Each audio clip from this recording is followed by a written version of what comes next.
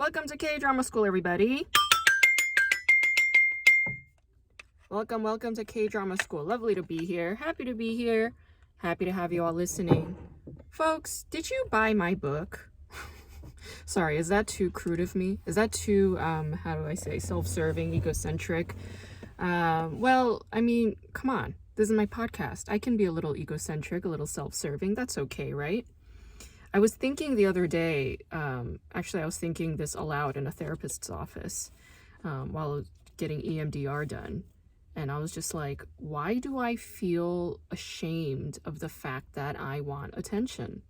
Why does anybody feel ashamed of wanting attention? Why do we as a society criticize one another or bully people who seek attention? And fundamentally, what is seeking attention? It's saying, please look at me. Please love me. That's all it's saying at the very, very foundational basis. All I'm saying is, please love me. Please love me. And what's wrong with that? What's wrong with saying, please love me? I was reading Bell Hooks's All About Love. And Bell Hooks is such a, she's passed, but she was such a special kind of thinker in our zeitgeist, because she was just very bare, like to the soul. Just saying, like, why am I being shamed for asking to be loved? It's like, she wrote that book in her 40s. She's like, I broke up with my partner of 15 years. I'm devastated, but I still want love. Why is it, like, why do people look at me weird for saying that I want love? So she just dedicated her whole scholarship to figuring out why and what is love about. Like, how do we become more loving and, giving of loving, receiving of loving? How do we do that in a healthy way? Because fundamentally, that's what spiritualism is all about. Ultimately, it's like, I'm not getting what I need in my society and in my culture and in my family and in my work. Where do I go and get it from? So you go within. That's what spirituality is about. Not affiliated with any particular religion, but all spirituality is just going within, going deep within and searching for that deep within. And what does the voice say within? It just says, please love me. And that's what Tara Brach talks about. It's what Ram Dass talks about. It's what all the educated hippies talk about. Except these kinds of hippies, the transpersonal psychologist hippies, they don't beat around the bush. Whereas in academia, I feel like there's a lot of beating around the bush. Like, none of us are brave enough to just say, please love me. None of us are brave enough to say, what is this all about? It's just, it's all about love. And nobody can say it. So they just mystify it with these terms that make absolutely no sense to the, to the layperson. And the mystification happens. And then academia looks like it's big and scary and, a threat to the mind, when it's not. It's really, really not. All of them are saying the same thing. They're just saying it's just love. It's all love. Anyway, please buy my book. And if you get my book, please give it some stars. Write a nice review on Amazon. I saw somebody literally immediately wrote a review on Amazon, and it was like a weird one. They were like, this book is, I wouldn't have bought this book if I knew what it was actually about. And it's like, yeah, motherfucker. Like, that's how it is with everything. I think Amazon return policies and all these things, I think they make us believe that we have the right to get exactly what we expect. Yeah, I think that's an interesting thing that's happening in our culture. Just because we do the research, and just because it's available on Amazon, and just because we pay a Prime membership, all of us assume and we believe that we have the entitlement, the right to get what we expect, get exactly what we expect, however we want it to be. And here's the thing, I'm the author of my book. And you don't have to agree with it. You don't have to agree with the title. You don't have to agree with the content. You don't have to like it. Hey, be free, man. But like, don't think that just because you disagree with how things should have been in your world, don't think that that's how it should necessarily be in my world and how I execute my book. I mean, come on. That's wild as hell. But interestingly, like on that same day, the very, very same day, somebody else wrote a really lovely review. And I wanna thank that person because you helped me. You helped me get out of my mental funk. And ultimately, you know what? Like whether the reviews are good or bad, or there are 0 stars or 1 star or 5 stars, it really shouldn't matter. How do I actually ultimately feel about this book? The way I feel about it is I did my absolute best. I did my absolute best, and as I was writing it, it felt like I was doing my best work at the time. And that's it. That moment has now passed. Now I'm in a different place. Now I'm a different human person. Now I'm a different being altogether. And if I were to write a book now, it would be radically different. That's my truth. That's the truth, Like we can't cling. We can't cling to the past. We can't cling to objects. We got to move on. And that's what this is all about. So for all of my listeners, those of you who were, helping me, who were supporting me, rooting me on, cheering me on, thank you so much from the bottom of my heart. Really, truly. Thank you to my listeners, the ones who like email me, support me on Patreon, all of you guys. Honestly, you have no idea how much it means to me. And yeah, it's actually, I know over the years I've had moments where I'm like, I don't know if I could do this podcast anymore. I don't know if I can do this anymore. Da da da da da. Like even you guys just listening through that, and writing to me at times, and it means a lot. It really, really does. All it shows me is like I'm still on this journey. I'm still on this journey of, coming into being, gaining a stronger, sturdier self-belief, which I think will, I'm just struggling with it. And some days I'll be struggling more than other days. But yeah, I think this past week after the book dropped a week ago, I was just like super emotional, crying a lot, for various reasons, like on the one hand, feeling like, oh, maybe it's not good enough. Maybe I'm not good enough. But on the other hand, also feeling very moved, being like, but I did do something. Like I did achieve something big. I finished writing the book that I set out to write. And it served me. It served a great purpose as I was writing that book. And that journey is now over. So maybe I'm mourning the end of that journey. I don't know. And there was this one morning when I woke up. Right before I woke up, I had this dream. Like, I kept hearing like, stop wailing, stop wailing. That kept going on in my head. And I was like, all right, wailing has 2 meanings. Wailing can mean like crying. Because I've been whining and whinging and crying a lot all week. So it could mean that. It could also mean like whaling, like the actual sport of whaling, when you go and catch whales. And I was like, well, what's the biggest form of whale that we know in our literature? It's Moby Dick by Melville, who, by the way, died very underappreciated. Nobody liked that book. He couldn't get that book sold in an easy way. He had to jump through a lot of hoops. He was already in debt from his other books that didn't perform well. And, like he had to rewrite it even after publication. He was somewhat scorned as a writer. And then after he dies, it becomes like one of the most revered forms of American literature, like of all time, like a canonical text. So maybe I was supposed to get that message. I don't know. We'll see, man. We'll see. It doesn't matter. It doesn't matter. What it matters is that the book is done. It's out there. You can get it. You can write a nice review on Amazon if you so please. So thank you. Thank you from the bottom of my heart for being on this journey of K-drama school, being on this journey of Grace Jung comedy.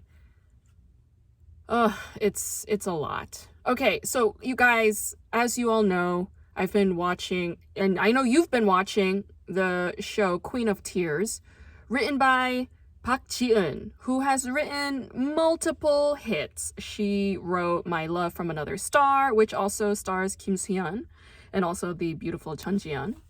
She wrote that show that flipped the world upside down during the lockdown, Crash Landing on You, starring Hyun-bin and Son Ye-jin, who became a married couple and then had a baby together. I mean, they really took fandom to another level, right? I mean, they delivered, like literally. And Kim Soo-hyun returns to us in Park Ji-eun's next show, this current show, 눈물의 여왕, aka Queen of Tears.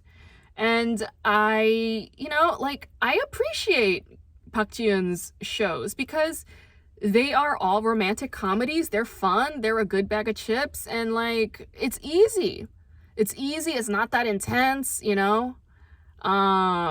It's just like simple stuff. Now, what I appreciated about this show is that the beginning, the pilot episode was great. You know, like we start out with this premise, like this guy, he's married to this really rich chick and he's done with it. He's really sick and tired of it. He doesn't like how things are going. He's very unhappy. He wants to divorce her. But the night that he wants to tell her, I want a divorce, what happens? She is confessing that she's been diagnosed with a brain tumor and that she only has 3 months to live and she's about to die. What an excellent premise. What a great launching point, right? And I was like, wow, this is so original. I love this. And then I started thinking, I was like, wait a minute. I kind of remember this storyline. There's this omnibus film called Paris Je t'aime. I Love You, Paris. And there's a storyline in there. It's a short French movie. So like all the films in Paris Je t'aime are made by like very well-known filmmakers, and they're all like super they're like little short stories, like little novellas. Like one of the stories, I forget who the director is. I know it's a French film, but basically this is the premise. A man is having an affair with a younger woman, and he's married to a woman, right? And he wants to continue having the affair with this younger woman, so he meets up with his wife at like a cafe or something. And the wife shows up wearing a bright red coat. And the moment she sits down, she starts to cry hysterically. And she says to him, I'm dying. I just got this cancer diagnosis and I'm dying. So the man has this moment and he breaks up with his mistress immediately. And then he nurses his wife till the end of her days. And then she dies. Yeah. One of the details I remember from that film is that he would read her Haruki Murakami novels, translated in French, of course, even though he himself hates Murakami novels. I thought that was like a really interesting detail. I was like, oh, how fascinating. How fascinating. And then she dies. And then the ending is like every time he sees a bright red coat, he just like gets super shocked because it reminds him of his wife and that day and that moment when he fell back in love with her and recommitted to her. So this premise reminds me a lot of that. And I was just like, wow, Grace, you've seen a lot of movies. I was like, you've seen a lot of movies. You've read a lot of books. You've seen a lot of movies because goodness gracious. Because I mean, this is a very provocative premise. It's fun. It's like, it's perfect for a romantic comedy. It's got all the elements, but it's got this familiar bell ringing from somewhere afar. And it's from like 15 years ago when I was still in college. In any case, excellent premise, excellent takeoff. What did you guys think of the chemistry between Kim Soo-hyun and Kim Ji-won? Both of them are good actors. I think Kim Ji-won is a slightly better actor than Kim Soo-hyun in some ways, because Kim Soo-hyun is like I mean, he's a decent actor. He's a great performer, but he's more of just like a pretty face. Like he's more like a model type. Whereas Kim Ji-won, I get a very strong sense of like, oh, this is like a performer. She's definitely an actress. Kim Soo-yeon, however, what he's got going for him is he is hilarious. He's so funny. He's just like, I don't know, he's just really, really comedic. I remember seeing him in Running Man like 10 years ago or something, like maybe even longer than that, but like it was definitely 10 years ago. And Kim Soo-yeon was like in Running Man, and he was just doing like little bits and gags, and I was like, damn, this guy's funny. You know, he's like a playful, funny guy. And yeah, like Kim Ji-won is like not as funny. I don't think she's a very funny actress. Son Ye-jin is hilarious, you know, even Jeon Ji-hyun, hilarious. But like Kim Ji-won, she doesn't have the funny bone. Like you could see like how she's trying, right? Like she's like affecting like this snotty, snooty, bratty, bitchy, rich woman, you know, like CEO, like unfeeling power dynamic. Okay, got it. But like, I don't know, she just wasn't funny to me. So I felt like chemistry-wise, it was a little off because Kim Soo-yeon is so funny, Kim Ji-won is not so funny. Kim Ji-won is like, she's better at the melodrama. Kim Soo-yeon is better at rom-com. So like that was sort of the vibe I was getting from this.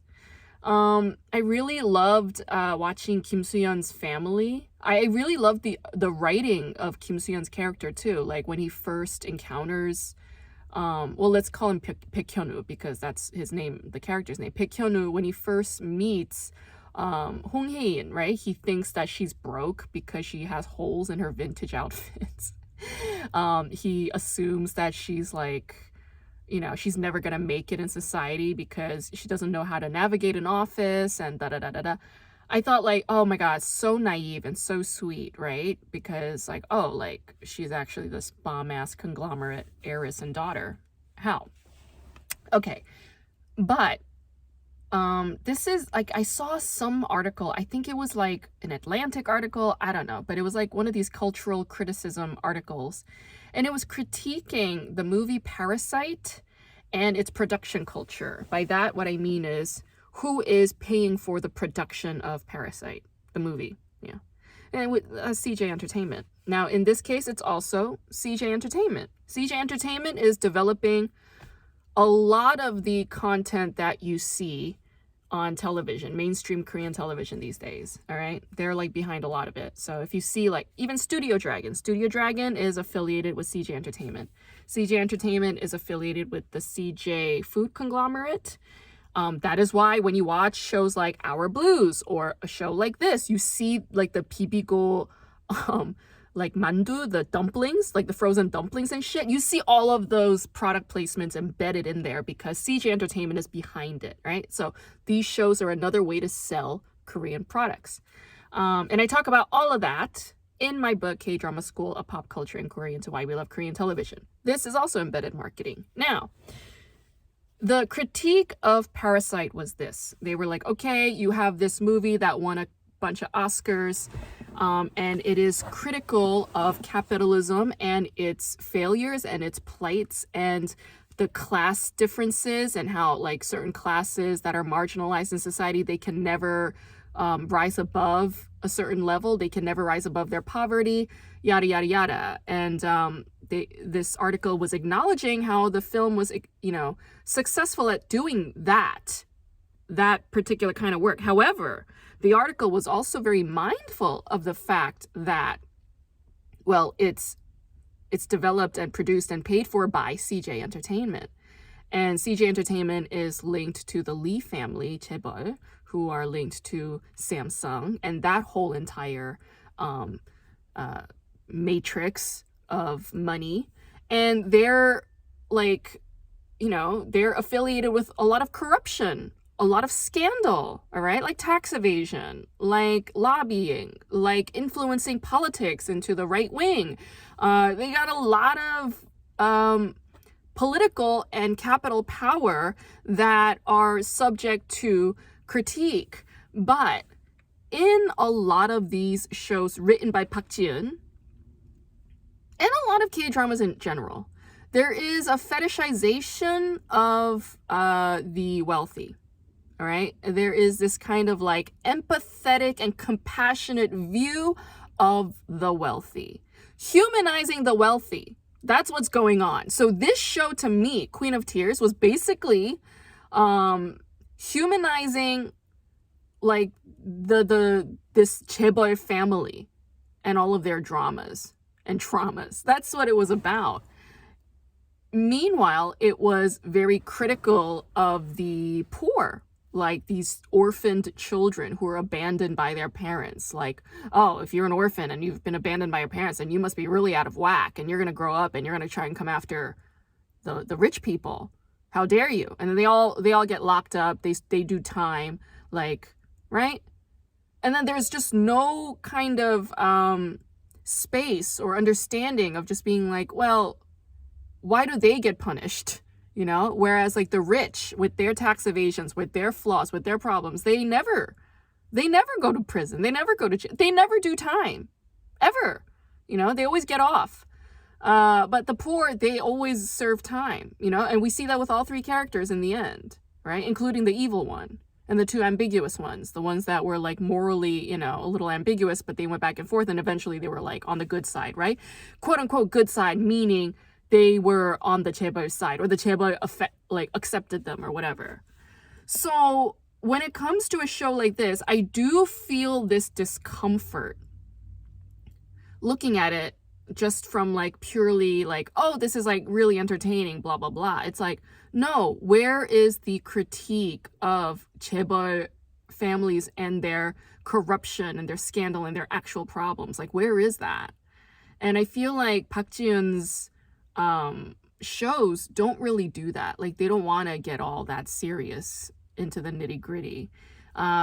This show in particular really victimizes the wealthy and the elite, and makes them look very beautiful and like, you know, like idealizes them in a lot of ways. So I don't know, like maybe this is just coming from a place of like where I'm at, like being unemployed and being broke and like da-da-da. Maybe it's coming from that. Who knows, right? Most likely is. I don't know. I don't care.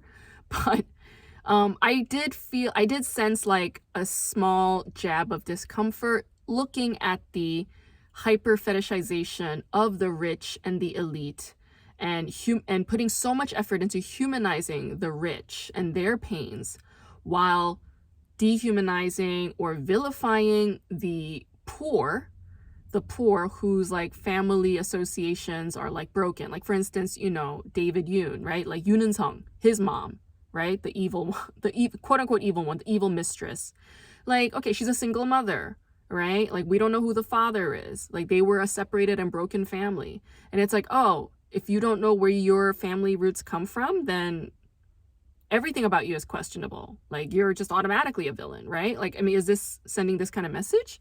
And I've noticed that in like a lot of the K-dramas I look at, whenever storylines do this, there is like a heteronormative standard or expectation. It's like, okay, heteronormativity is the goal.